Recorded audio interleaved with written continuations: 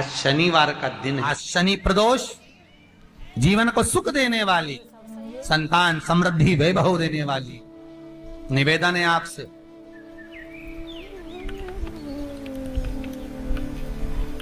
सूर्य अस्त का समय हो, प्रदोष का समय, प्रदोष काल, शाम के समय पर कटोरी में सरसों का तेल ले लीजिए। शंकर के शिवलिंग पर किसी मंदिर में जाकर सरसों का तेल शिव पर चढ़ा।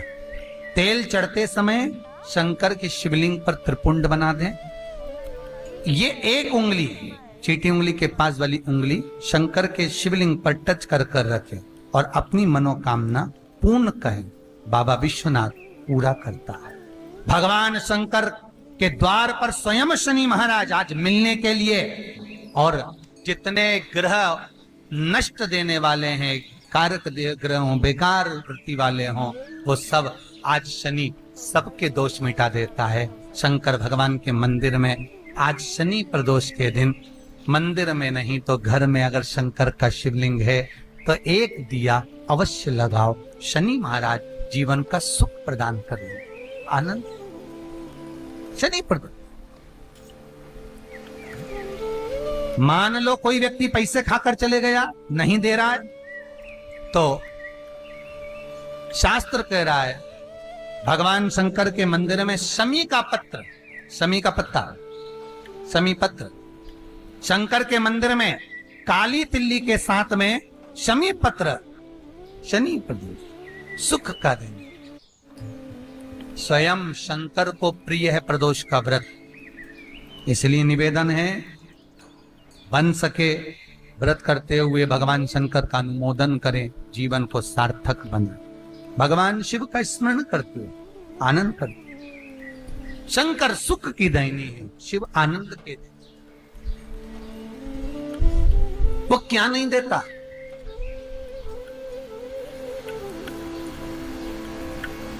क्या नहीं देता? आरोग्यता देने वाला अगर कोई है तो शंकर है। शनिवार की प्रदोष संतान का सुख देती है, और शनिवार की अगर प्रदोष पड़ती है तो शिव शमी के वृक्ष के नीचे रहते हैं। और प्रदोष के दिन, प्रदोष काल में लगाया गया दीप, प्रज्वलित करा गया दीप 5 स्थान पर फल देता है। पहला स्थान, अगर हमको या हमारे परिवार में किसी को काल सर्प दोष है तो हमारा प्रदोष का लगाया गया दीपक कहीं पूजन मत कराओ, वो दीप जलाने से ही काल सर्प दोष समाप्त होता चले जाता है। दूसरा स्थान पितृदोष, अगर किसी ने कह दिया कि तेरे घर में पितृदोष है, तेरे घर में, कई लोग बता देते हैं कि तुम्हारे घर में, कई माताएं पूछती हैं मेरे घर में बेटा नहीं, मेरे घर में 3 बेटी हो गई, 4 बेटी हो गई, 5 बेटी हो गई, बेटा नहीं है, बेटा नहीं, तो किसी ने कह दिया पितृदोष है। अब तुम शंकर जी की पूजन कर रहे हो, शंकर जी पे जल चढ़ा रहे हो, शिव की स्तुति कर रहे हो, तो किसी किसी की यहाँ 3 बेटियों के बाद, 4 बेटियों के बाद, एक माता ने तो लिखा है कि उसके यहाँ 2008 में उसके घर में लड़की ने जन्म लिया था, या 2008 में उसके घर में बच्चे ने जन्म लिया था, लड़की। उसके बाद फिर लड़की ने जन्म लिया, और उसके बाद उसके घर में कोई पुत्र का योग नहीं बना। तब उसने प्रदोष के समय पर शाम को दिया लगाना प्रारंभ करा, और 2008 में बच्ची जन्मी थी, और अब 2024 में उसके घर में लड़के ने जन्म लिया। कि प्रदोष काल का लगाया गया दीपक, प्रदोष काल, प्रदोष के दिन, प्रदोष काल का जो दीपदान होता है वो सरल नहीं होता, वो सहज नहीं होता। 5 स्थान की पूर्ति करता है। पहला स्थान किस चीज के लिए?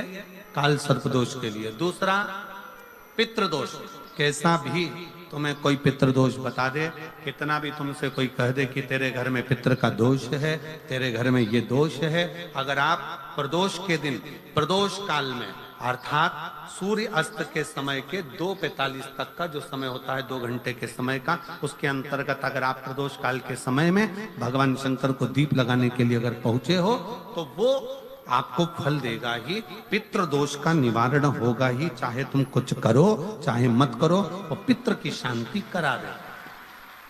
दूसरे नंबर पर है पितृदोष। तीसरे नंबर पर है वास्तु दोष। हमारे घर का, अब एक बहुत बहुत सावधानी से श्रवण करने वाला विषय है। वंश की वृद्धि नहीं है। 30 वर्ष शादी के हो गए, 40 वर्ष शादी के हो गए और औलाद है ही नहीं। डॉक्टर ने भी हाथ ऊंचे कर दिए, टेस्ट पे भी करवाया, IVF करवाया, सब कुछ तुमने करवा लिया, तो भी औलाद नहीं है। तब आखिरी में एक काम चालू करो, प्रदोष का दिन दोनों पति पत्नी व्रत चालू कर दो प्रदोष का, और प्रदोष काल में शाम के समय जाकर एक ही दिए में 2 लंबी बाती जानते हो ना, रुई की लंबी कपास की बाती 2, और दोनों बाती एक ही दिए में रखकर पति पत्नी दोनों उसको प्रज्वलित करना प्रारंभ करें। बाबा संतान देकर ही रहेगा, औलाद आएगी ही। दीप की जो बाती में अंतर आ जाता है, एक गोल बाती में और लंबी बाती में अंतर आता है, बहुत अंतर आता है। पितरों के लिए गोल बाती का प्रयोग बहुत कम होता है महाराज। देवी जी के लिए, माता रानी के लिए, जगत जननी के लिए गोल बाती का प्रयोग बहुत कम होता है महाराज, ध्यान रखिएगा। एक पितर के लिए, एक जगत जननी जगदम्बा दुर्गा भवानी के लिए गोल बाती का प्रयोग कम होता है, लंबी बाती का प्रयोग ज्यादा। क्यों? क्योंकि हमारे घर की कुल देवी और हमारे घर के पितर हमारे वंश की वृद्धि करें, इसलिए लंबी बाती रखी जाती है, जिससे हमारा वंश बहुत लंबा चले, बहुत उन्नति की ओर बढ़े, इसलिए लंबी बाती का प्रयोग किया। शिव महापुराण की कथा कहती है 5 जगह पर हमारा जलाया गया एक दीप जो प्रदोष के दिन प्रदोष काल में लगाया जाता है, 5 जगह पर भारी पड़ता है। पहले नंबर पर जम के बोलते जाओ, काल सर्पदोष। दूसरे नंबर पर पितृदोष। तीसरे नंबर पर घर का वास्तु दोष। हमारे घर में कितना भी वास्तु दोष है, कोई ने कह दिया यहाँ बाथरूम नहीं बनना थी, यहाँ पर शौचालय नहीं बनना था, यहाँ सीढ़ी नहीं बनना थी, वो सीढ़ी वहां बनना थी, ये सीढ़ी वहां बनना थी। तुम पूरा घर तोड़वा के देख लो, उसके बाद में जैसा वास्तु वाले वैसा करा कर देख लो, उसके बाद भी तुमको शांति नहीं मिले तो समझ लेना कि तुम्हारे घर में अब वास्तु दोष तो तुमने दिखाकर समाप्त कर लिया, फिर भी वो समाप्त नहीं हो रहा, तो प्रदोष काल का लगाया गया प्रदोष के समय का दिया आखिरी में वास्तु दोष को भी समाप्त कर देता है और उसमें भी फल प्रदान करता है। काल सर्प दोष, पितृदोष, वास्तु दोष। चौथे नंबर पर 1 रुपया कमाया, 1.25 रुपये खर्च हुआ, पैसा आया गया। ये चौथे नंबर का व्यापार में थोड़े दिन दुकान अच्छी चली, थोड़े दिन बैठ गए, थोड़े दिन काम चला, थोड़े दिन बैठ गए, गाड़ी चली थोड़े दिन फिर बैठ गए, अर्थात हमारी फैक्ट्री थोड़े दिन चली फिर बैठ गए, कहीं ना कहीं तकलीफ, थोड़े दिन खाते थोड़े दिन रोते वाला चल रहा है। तो प्रदोष काल का, प्रदोष के समय का दिया इस दुख को समाप्त कर कर रेगुलर एक जैसी सांझी, एक जैसी लक्ष्मी की वृद्धि करते चले गए, प्रदोष काल का। और 5वें नंबर का प्रदोष काल का दिया, प्रदोष समय का दिया 5वें नंबर पर रोग का निवारण का, रोग निवारण।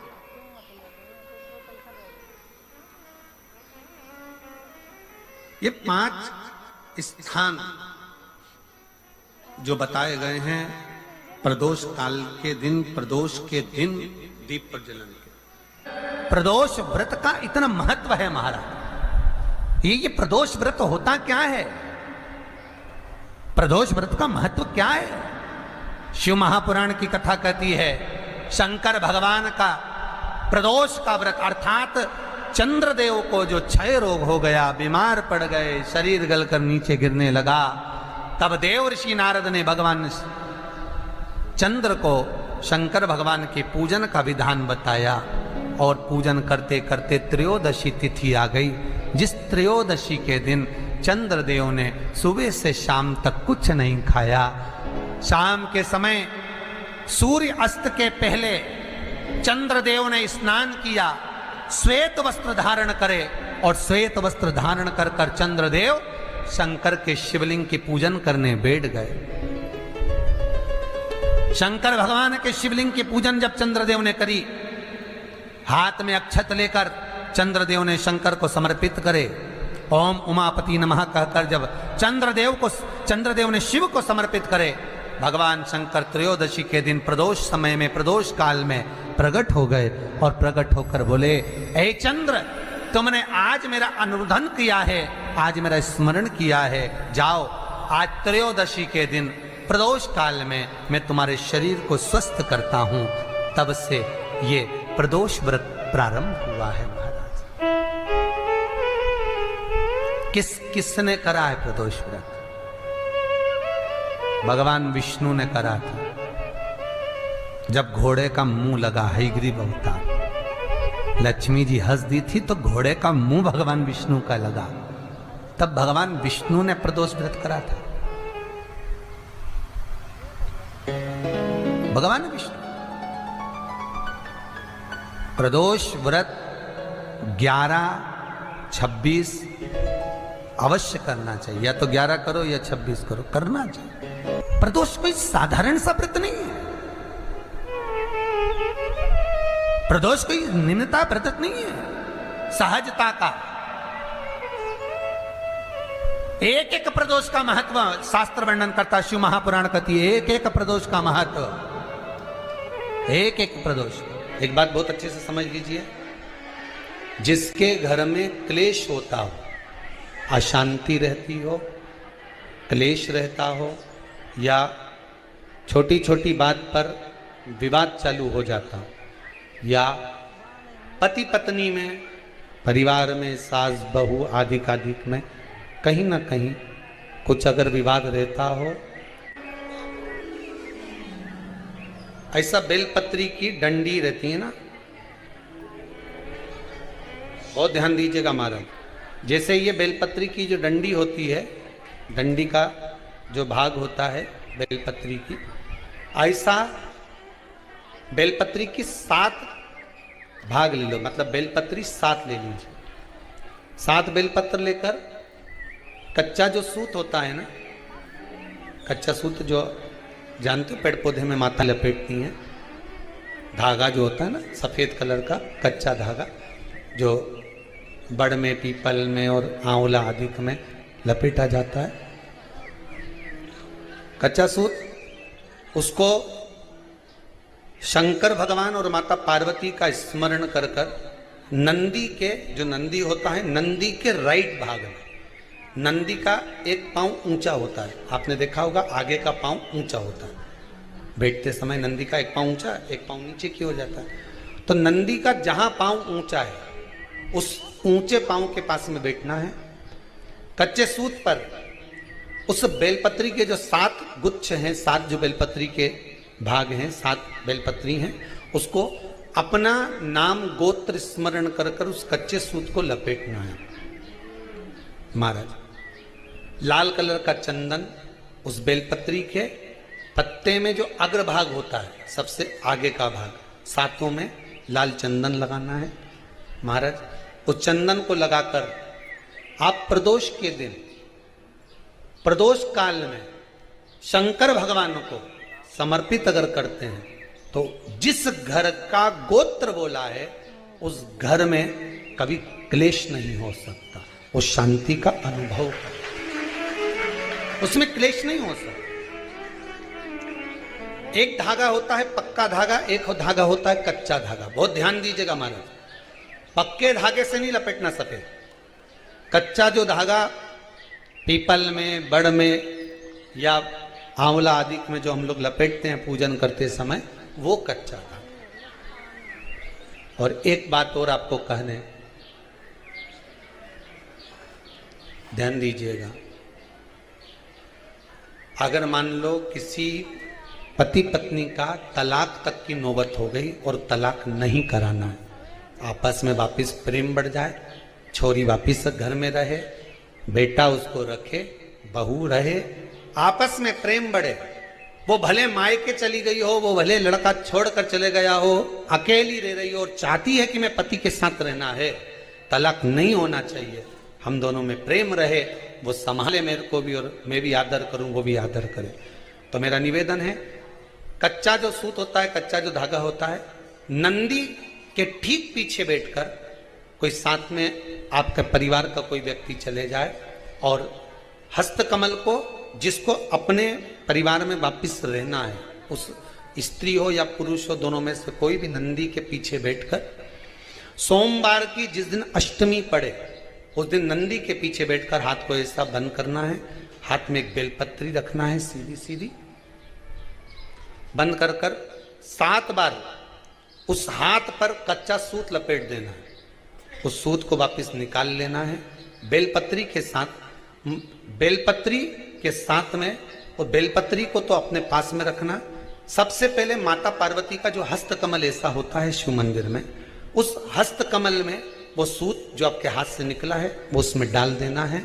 माँ जगत जननी से प्रार्थना कर कर, और जो बेलपत्री आपने संबंध को जोड़ने के लिए अपने हाथ में ली है वो शंकर भगवान के कटी भाग में, फिर निवेदन करूंगा कटी भाग को समझ लीजिए।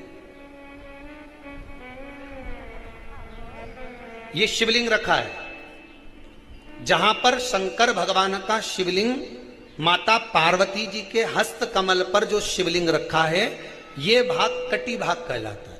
इस जगह पर जहां शंकर और पार्वती का मिलन हुआ है, उस जगह पर उस बेलपत्री को रख देना।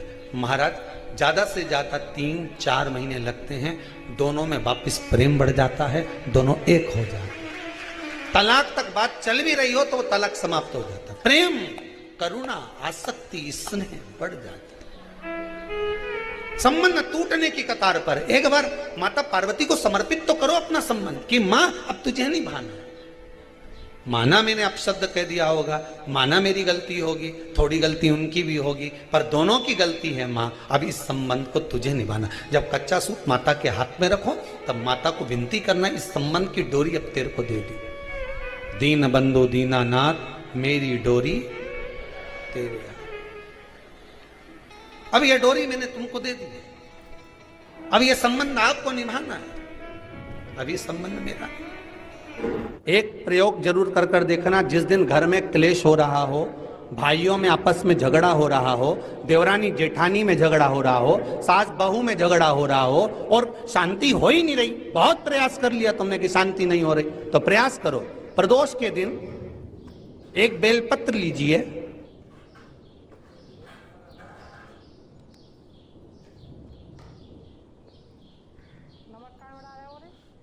प्रदोष के दिन बेलपत्र लेकर अपना जो परिंडा होता है, परिंडा जानते हो, मटका, हंडा, जहां पानी भरते हो, पितरों का स्थान, उस परिंडे को बेलपत्र छुआकर उस बेलपत्र को शंकर भगवान के ऊपर जो जलाधारी होती है, उस जलाधारी में इस डंडी को अपने घर का नाम गोत्र बोलकर उसको डाल दिया जाता है। 1 लोटे पानी में थोड़ा सा शहद मिलाकर उस जलाधारी में भगवान शंकर का भृंगेश्वर नाम लेकर चढ़ा दिया जाता है। शिव जी को चढ़ाया हुआ जल उस बेलपत्र को चढ़ाकर जाइए, कितना भी तेज झगड़ा हो रहा होगा, मात्र 10 मिनट के अंदर एकदम शांत हो जाता है, झगड़ा रह ही नहीं पाता। कितना भी झगड़ा हो रहा, मात्र 10 मिनट, 15 मिनट से ज्यादा नहीं टिक सकता। अगर खाओगे शंकर जी के मंदिर की तो मुख में जीवान छार छार हो जाती है। बोलो सही है कि गलत? प्रतिदिन बेलपत्र खाओगे शंकर मंदिर की तो मुख में कई बार छाले भी पड़ जाते हैं। सत्य है कि गलत? शिव महापुराण की कथा कहती है अति सर्वस्व वर्जते। आपको अगर बेलपत्र खाना है, हफ्ते में 2 खाओ, हफ्ते में 3 खाओ। मुंह में अगर छार छार हो रहा है, छाले पड़ रहे हैं, तो बेलपत्र को, शिवजी की चढ़ी हुई बेलपत्र को सुखाकर चूरा बनाकर इतनी सी चुटकी भर खा लिए, पानी पी लिया। लीवर गड़बड़ हो गया है, डायलिसिस चल रहा है, किडनी गड़बड़ हो गई है, डॉक्टर बोल रहा है कि डायलिसिस करवाना पड़ेगा, तो बेलपत्री के पीछे की जो डांट होती है, जिसको आप लोग तोड़ के फेंक देते हैं, वो बेलपत्री के पीछे की जो डांट है, ये ब्रह्मा, विष्णु, महेश। समझ में आ रहा है आप लोगों को? बीच में जो डंडी दिख रही है आपको, इसके बीच में बड़ी पत्ती और 2 पत्ती के बीच में जो खाली जगह है, ये खाली जो डंडी है, इसमें 33 कोटि देवी देवताओं का स्थान होता है। किसका स्थान है? 33 कोटि देवी देवता। इसलिए बेलपत्र चढ़ाते समय बेलपत्र को इस जगह से पकड़कर समर्पित किया जाता है कि 33 कोटि देवी देवताओं का स्पर्श कर कर, ब्रह्मा विष्णु महेश का स्पर्श कर कर चढ़ाया जाता है। बेलपत्री के नीचे की जो डंडी होती है, ये 2 पत्ती से लेकर नीचे का जो भाग होता है, ये स्कंद पुराण कहती है, इसमें 64 योगनियां और मेरी माता पार्वती का संपूर्ण जितनी शक्तियां हैं, वो सारी शक्तियां इस डंडी के अंदर विराजमान होती हैं। इस डंडी के पीछे एक गोखरू होता है जिसको माताएं तोड़ देती हैं। वो जो टूटा हुआ गोखरू रहता है, उसमें भगवान शंकर के प्रत्येक गण का भाव रहता है। इनका काम क्या रहता है? जब शरीर में किसी व्यक्ति के जीवन में जब दुख तकलीफ या रोग बढ़ता है, तो वो गोखरू जो नीचे का रहता है, वो टूटा हुआ गोखरू अशोक सुंदरी वाली जगह पर चढ़ाकर हफ्ते में 2 बार उसको चबा चबा कर अगर खा लिया जाए तो डायलिसिस की जरूरत नहीं पड़ती, डायलिसिस छूट जाता है, लीवर और किडनी काम करना प्रारंभ कर देती। और अच्छे से सुन लेना, अभी की अभी घर जाकर शुगर की जांच करना। शुगर कितनी भी हाई जा रही होगी, बेलपत्री के नीचे का गोखरू टूटा हुआ अशोक सुंदरी पर चढ़ाकर खाकर 5 से 7 मिनट मुंह में रख लीजिए और उसके बाद शुगर की जांच कर लीजिए, शुगर लेवल में मिलना प्रारंभ हो जाए। बेलपत्री का जो सुख है वो जीवन का आनंद देता है।